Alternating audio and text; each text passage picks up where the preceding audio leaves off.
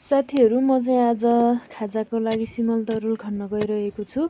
Video बनाउने फुर्सद नभएको हुँदाखेरि यो खन्दै गरेको पनि भिडियो बनाइहालौँ भनेर क्यामेरा तेर्साएर म चाहिँ काम गर्न लाग्दैछु। साथीहरू सिमल तरुल चाहिँ अलिक गहिरो हुन्छ, गहिरो जान्छ अनि खन्तीले नै खनिन्छ। रातो माटोको चाहिँ मिठो हुन्छ है साथीहरू।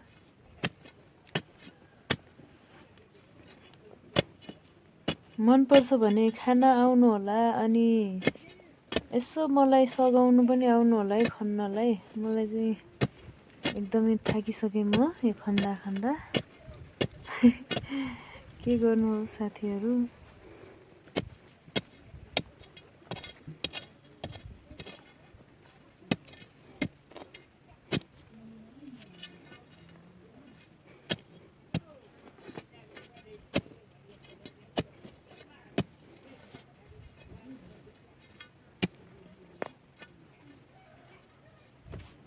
यहाँ चाहिँ एउटा भेटिएको थियो, काटिएछ क्या। यसरी काटिन्छ, गहिरो जान्छ, अनि त्यही भएर चाहिँ खन्तीले चाहिँ खन्नुपर्छ। यस्तै छ है। अब यो चाहिँ ड्याङ खनिन्छ।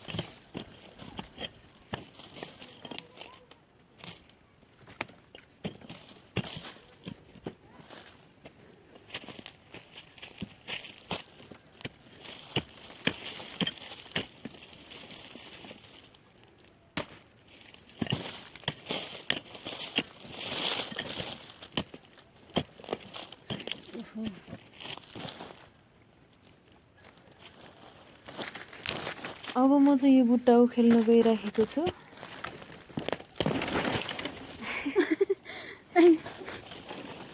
उखालिदियो है साथीहरू। मुनिबाट धेरै फलेको रहेछ।